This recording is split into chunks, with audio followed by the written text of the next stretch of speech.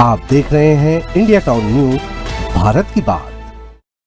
नमस्कार, आप देख रहे हैं इंडिया टाउन न्यूज और मैं हूं आपके साथ कमर गौस। आज के हमारे नेशनल पॉलिटिक्स में बात करते हैं महाराष्ट्र के मुख्यमंत्री बने देवेंद्र फडणवीस की। आपको बता दें कि देवेंद्र फडणवीस ने कहा था, मेरा पानी उतरता देख मेरे किनारे पर घर मत बसा दे, मैं समंदर हूं, लौट कर वापस आऊंगा। देवेंद्र फडणवीस ने ये शब्द वर्ष 2019 में उद्धव ठाकरे के समर्थन वापस लेने और महाराष्ट्र में भारतीय जनता पार्टी की सरकार गिरने के बाद कही। एक बार फिर वही समंदर महाराष्ट्र की राजनीति में वापस लौटा। जी हाँ, देवेंद्र फडणवीस एक बार फिर से महाराष्ट्र के नए मुख्यमंत्री चुन लिए। Bharatiya Janata party core committee की बैठक में इस पर मोहर लगा दी। फडणवीस का राजनीतिक कैरियर उनके लिए अभी तक एक सुनहरी दौर की तरह रहा, जिसमें उन्होंने काफी उतार चढ़ाव दिए। वर्ष 2014 से 2019 तक सीएम रहने के बाद फडणवीस को 2019 में सत्ता गंवानी पड़ी। महायुति की सरकार बनी तो उप मुख्यमंत्री बनकर संतोष करना था। इसके बाद भी कभी हार नहीं, अब वो मुख्यमंत्री की कुर्सी पुनः प्राप्त कर चुके हैं। तो आइए जानते हैं पार्षद से अपनी राजनीतिक जीवन की शुरुआत करने वाले देवेंद्र फडणवीस कैसे महाराष्ट्र की राजनीति के बॉस बने।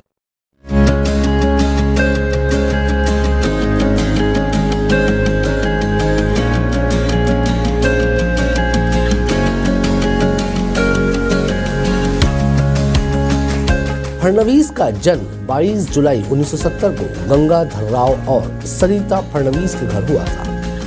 उन्होंने कानून में ग्रेजुएशन किया और 1998 में जर्मनी के डाहलम स्कूल ऑफ एजुकेशन से बिजनेस मैनेजमेंट और प्रोजेक्ट मैनेजमेंट में डिप्लोमा पूरा किया।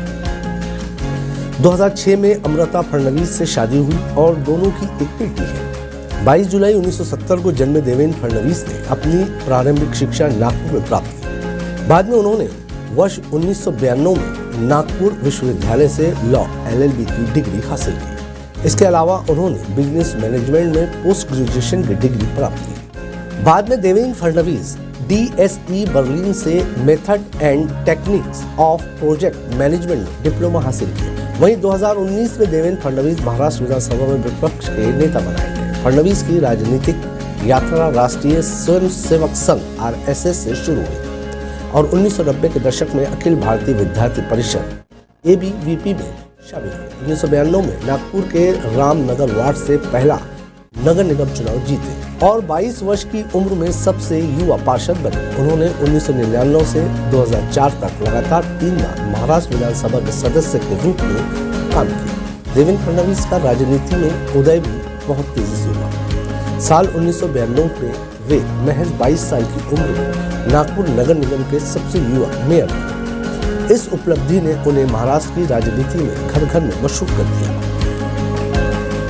उन्होंने मेयर के रूप में लगातार 2 कार्यकाल पूरे किए। साल 2013 में फडणवीस को महाराष्ट्र में बीजेपी का अध्यक्ष नियुक्त किया गया। ये एक ऐसा पद था जिसने उनके राजनीतिक प्रभाव को मजबूत किया। साल 2014 में 44 साल की उम्र में महाराष्ट्र के दूसरे यंगेस्ट सीएम फडणवीस की राजनीतिक सूझबूझ का प्रदर्शन तब और भी बढ़ गया जब 2022 में उन्होंने एकनाथ शिंदे के नेतृत्व वाली गठबंधन सरकार में मुख्यमंत्री के रूप में शपथ ली।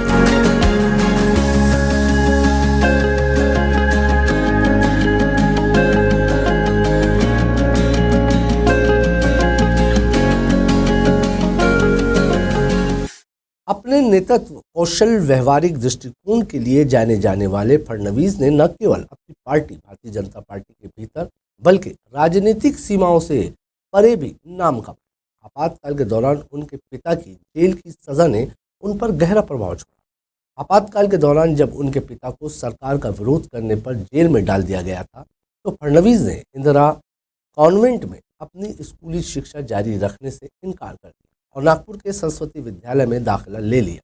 उन्होंने लॉ से ग्रेजुएशन किया। इसके अलावा उन्होंने बिजनेस मैनेजमेंट की पढ़ाई भी की।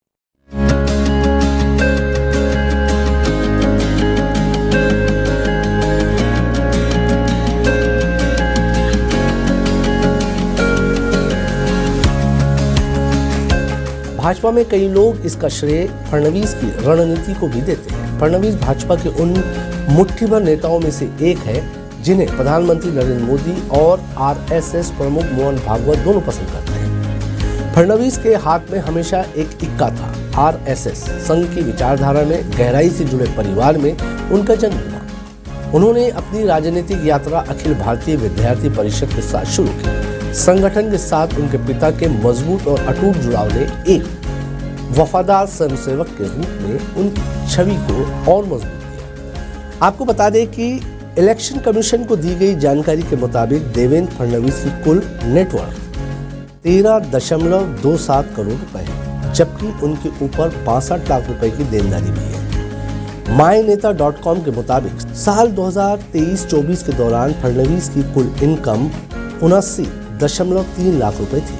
चुनावी हलफनामे के मुताबिक देवेंद्र फडणवीस और उनकी पत्नी के बैंक खाते में 5 लाख रुपए से ज्यादा जमा है। उन्होंने शेयर बाजार, बॉन्ड या डिबेंचर्स में कोई निवेश नहीं किया है। हालांकि उनकी पत्नी अमृता फडणवीस का लगभग 5.63 करोड़ रुपए का बॉन्ड, शेयर और म्यूचुअल फंड में निवेश है।